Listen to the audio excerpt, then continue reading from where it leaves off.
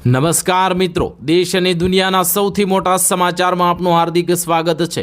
તો આજના આ સમાચાર મેળવવા માટે વિડીયોને અંત સુધી જોતા રહો અને આવા જ સમાચાર મેળવવા માટે ગુજરાત ખબર ચેનલને સબસ્ક્રાઇબ કરવાનું ના ભૂલતા।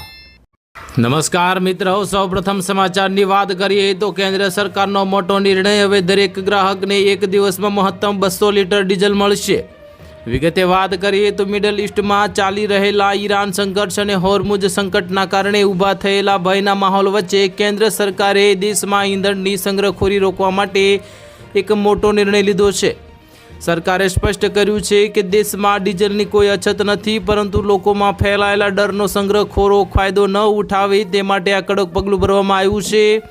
આ અંતર્ગત હવે કેન્દ્ર સરકારે સામાન્ય પેટ્રોલ પંપો પર હાઈ સ્પીડ ડીઝલના વેચાણ પર મર્યાદા નક્કી કરી દીધી છે। સરકાર દ્વારા શુક્રવારે જાહેર કરાયેલા નવા આદેશ મુજબ હવેથી કોઈ પણ સામાન્ય ગ્રાહકોને છૂટક પેટ્રોલ પંપ પરથી એક દિવસમાં મહત્તમ 200 લીટર ડીઝલ આપવામાં આવશે। એટલે કે કોઈ પણ વ્યક્તિ એક જ દિવસમાં 200 લીટરથી વધુ ડીઝલ ખરીદી શકશે નહીં। ત્યાર પછીના મહત્વના સમાચારની વાત કરીએ તો સરકારનો મોટો નિર્ણય, પેટ્રોલ પંપ પર હવે આવા ગ્રાહકોને નહીં મળે પેટ્રોલ ડીઝલ। વિગતે વાત કરીએ તો મધ્ય પૂર્વના તણાવ વચ્ચે મોદી સરકારે પેટ્રોલ અને ડીઝલ અંગે એક મોટો નિર્ણય લીધો છે। સરકારે દેશભરના પેટ્રોલ પંપો પરથી મોટા પ્રમાણમાં ઇન્ડસ્ટ્રીયલ પેટ્રોલ અને ડીઝલની ખરીદી પર પોતાની પકડ જે કડક બનાવી દીધી છે।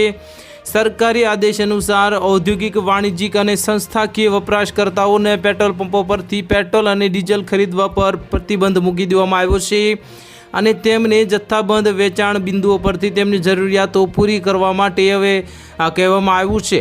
પેટ્રોલ પંપ પરથી પેટ્રોલ અને ડીઝલ જથ્થાબંધ ખરીદી પર સરકારના પ્રતિબંધો 90 દિવસ સુધી એટલે કે 3 મહિના સુધી અમલમાં રહેશે। જો કે નવા સરકારી આદેશ દ્વારા તેને લંબાવી શકાય છે।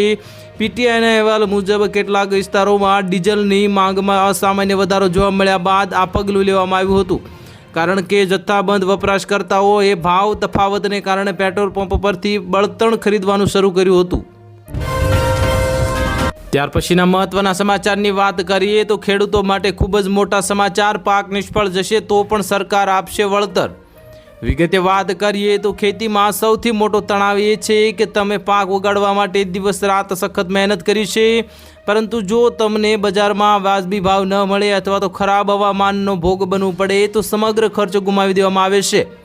નુકસાન અને અનિશ્ચિતતાના આ ભયને દૂર કરવા માટે સરકારે પ્રધાનમંત્રી અન્નદાતા આય સંરક્ષણ અભિયાન એટલે કે પીએમ આશા યોજના નામની એક શક્તિશાળી કવચ વિકસાવી છે।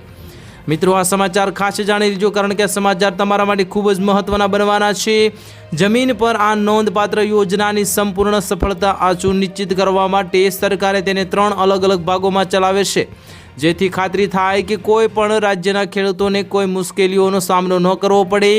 પહેલો ભાગ બચાવ જે ભાવ સહાય યોજના છે, જે હેઠળ સરકારી એજન્સીઓ બજાર ભાવ ઘટે ત્યારે ખેડૂતો પાસેથી કઠોળ, તેલીબિયાં અને કોપરા જેવા પાક સીધા લઘુત્તમ ટેકાના ભાવે એટલે કે મિનિમમ સેલિંગ પ્રાઇસ પર ખરીદે છે। ત્યાર પછીના મહત્વના સમાચારની વાત કરીએ તો 18 જૂને ખાતામાં આવશે 2000 પીએમ કિસાન યોજનાના 23મા હપ્તા અંગે મોટું અપડેટ। વિગતે વાત કરીએ તો દેશના કરોડો ખેડૂતો પ્રધાનમંત્રી કિસાન સન્માન નિધિ યોજના એટલે કે પીએમ કિસાન હેઠળ આગામી હપ્તાની આતુરતાપૂર્વક રાહ જોઈ રહ્યા છે। આ યોજનાનો લાભ લેતા ખેડૂતો માટે એક મહત્વપૂર્ણ અપડેટ સામે આવ્યું છે।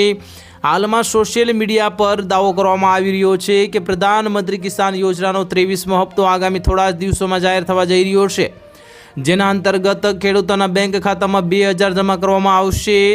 સોશિયલ મીડિયા પર દાવો કરવામાં આવી રહ્યો છે કે વડાપ્રધાન નરેન્દ્ર મોદી 18 જૂનના રોજ દેશના લાયક ખેડૂતોના ખાતામાં 2000નો હપ્તો ઓનલાઈન ટ્રાન્સફર કરશે, પરંતુ તમને જણાવી દઈએ કે કેન્દ્ર સરકાર દ્વારા હજુ સુધી 23મો હપ્તો જાહેર કરવા અંગે કોઈ સત્તાવાર તારીખ કે નોટિફિકેશન બહાર પાડવામાં આવ્યું નથી।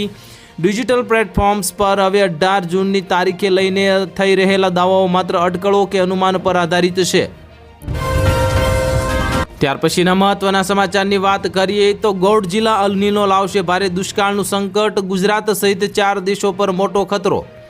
વિગતે વાત કરીએ તો વૈશ્વિક સ્તરે થઈ રહેલા ક્લાઇમેટ ચેન્જના કારણે આગામી ચોમાસાની ઋતુને લઈને એક અત્યંત ચિંતાજનક અહેવાલ સામે આવી રહ્યા છે।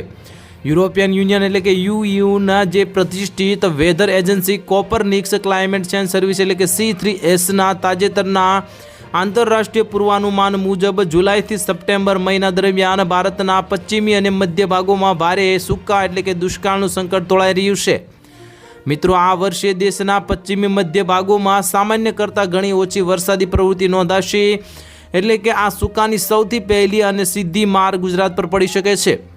જ્યાં વરસાદમાં મોટો ઘટાડો થવાની આશંકા છે, ત્યાં હવે ઉપરાંત કોંકણ અને ગોવાના તટીય વિસ્તારોમાં સરેરાશ વરસાદની સરખામણીએ 100 થી 200 મિલીમીટર જેટલો ઓછો વરસાદ વરસી શકે છે, જે મહારાષ્ટ્ર, મુંબઈ અને આંધ્રપ્રદેશના કેટલાક હિસ્સાઓ માટે બહુ મોટી ચેતવણી છે. જો આ પૂર્વાનુમાન સાચું સાબિત થશે તો દેશના કરોડો ખેડૂતો, ગ્રામીણ અર્થતંત્ર અને શહેરી જળ પુરવઠા પર તેની ખૂબ જ ગંભીર અસર પડશે. ત્યાર પછીના મહત્વના સમાચારની વાત કરીએ તો નેશનલ હાઈવે પરથી હટી જશે ટોલ નાકા, નીતિન ગડકરીની મોટી જાહેરાત. વિગતે વાત કરીએ તો હવે દેશભરના નેશનલ હાઈવે અને એક્સપ્રેસ વે પર મુસાફરી કરતા કરોડો વાહન ચાલકો માટે કેન્દ્ર સરકારે તરફથી એક ખૂબ જ રાહતના સમાચાર સામે આવી રહ્યા છે. મિત્રો, કેન્દ્રીય માર્ગ પરિવહન મંત્રી નીતિન ગડકરીએ જાહેરાત કરી છે કે સરકાર દેશભરમાંથી ફિઝિકલ ટોલ પ્લાઝા સંપૂર્ણપણે હટાવવાની દિશામાં ઝડપથી કામ કરી રહી છે. ત્યારે હવે નવી ટેકનોલોજી આધારિત આ સિસ્ટમ લાગુ થતાં જ હાઈવે પર ટોલ નાકા પાસે કલાકો સુધી લાઇનમાં ઊભા રહેવાની ઝંઝટમાંથી પબ્લિકને કાયમી આઝાદી મળી જશે. નવી વ્યવસ્થા હેઠળ હાઈવે પરથી બૂથ અને બેરિયર્સ હટાવી દેવામાં આવશે, જેથી હવે જેની જગ્યાએ ખાસ કેમેરા અને સેન્સર્સ લગાવવામાં આવશે. આ હાઈટેક કેમેરા વાહનની નંબર પ્લેટ રીડિંગ અને ફાસ્ટેગ ડેટા સ્કેન કરી લેશે. વાહન ચાલકોએ ટોલ ચૂકવવા માટે ગાડી ધીમી કરવાની કે વિન્ડો રોલ ડાઉન કરવાની જરૂર નહીં પડે. તેઓ 80 કિલોમીટરની ઝડપે સીધા જ પસાર થઈ શકશે અને ટોલની રકમ બેંક એકાઉન્ટમાંથી ઓટોમેટિક કપાઈ જશે. ત્યાર પછીના મહત્વના સમાચારની વાત કરીએ તો ધડામ થયા બાદ આજે સોનાના ભાવમાં તોતિંગ ઉછાળો, ચાંદી 9,000 રૂપિયા મોંઘી થઈ. વિગતે વાત કરીએ તો સોનાના ભાવમાં ભારે કડાકાના માહોલ બાદ અચાનક આજે સોનું અને ચાંદી ખૂબ ઉછળ્યા છે. એક દિવસ પહેલા જ ગુરુવારે અમેરિકામાં મોંઘવારી વધવાની આશંકાના તથા મિડલ ઇસ્ટમાં તણાવ વધ્યા બાદ સોનું અને ચાંદી ખૂબ ગગડ્યા હતા. વૈશ્વિક સ્તરે સોનાના ભાવ તૂટીને 6 મહિનામાં નીચેલા લેવલે પહોંચી ગયા હતા. પરંતુ હવે આજે ટ્રમ્પ તરફથી ઈરાન સાથે સમજૂતી પર અપાયેલા નિવેદન બાદ હવે સોનું અને ચાંદી તેજીમાં જોવા મળી રહ્યા છે. MCX પર લેટેસ્ટ ભાવ જોઈએ તો બપોરે 1:35 કલાકે 5 ઓગસ્ટના આજે વાયદાવાળું 10 ગ્રામ સોનું 0.80% ઉછાળા સાથે 1,50,120 રૂપિયાની સપાટીએ, 1 કિલો ચાંદી 0.69% વધારા સાથે 2,41,300 રૂપિયાના સ્તરે જોવા મળી રહ્યા છે. ત્યાર પછીના મહત્વના સમાચારની વાત કરીએ તો જૂની ગાડીઓમાં E20 પેટ્રોલ ભરાવતા પહેલા હવે નવો નિયમ જાણી લેજો, નહીં તો ખિસ્સામાંથી ચૂકવવા પડશે લાખો રૂપિયા. વિગતે વાત કરીએ તો ભારતમાં E20 એટલે કે E20 ઇથેનોલનું પેટ્રોલનો ઉપયોગ ઝડપથી વધી રહ્યો છે. સરકાર ક્રૂડ ઓઇલની આયાત પર નિર્ભરતા ઘટાડવા માટે આ ઈંધણ જે 20% ઇથેનોલ અને 80% પેટ્રોલ છે તેને પ્રોત્સાહન આપી રહી છે. ઘણા અહેવાલો અનુસાર દેશમાં હજુ પણ મોટી સંખ્યામાં વાહનો છે જે ખાસ કરીને E10 એટલે કે ઇથેનોલમાં જે 10%નું જે પ્રમાણ છે પેટ્રોલમાં તે માટે ડિઝાઇન કરવામાં આવ્યા હતા. તેમ છતાં લોકો આ વાહનોમાં E20નું પેટ્રોલ ભરી રહ્યા છે. આનાથી ઘણા કાર માલિકોમાં પ્રશ્ન ઊભા થઈ રહ્યા છે કે આ તેમના એન્જિનને E20 એટલે કે પેટ્રોલમાં ઇથેનોલ 20% પેટ્રોલથી નુકસાન થાય છે તો તેઓ વીમા હેઠળ આવરી લેવામાં આવે છે. તો હવે આ જે કારના એન્જિનને પણ E20 પેટ્રોલથી નુકસાન થાય છે. ત્યાર પછીના મહત્વના સમાચારની વાત કરીએ તો પેટ્રોલ પંપ પરથી સામાન્ય જનતા માટે પેટ્રોલ ડીઝલ ખરીદવાના નિયમો બદલાયા.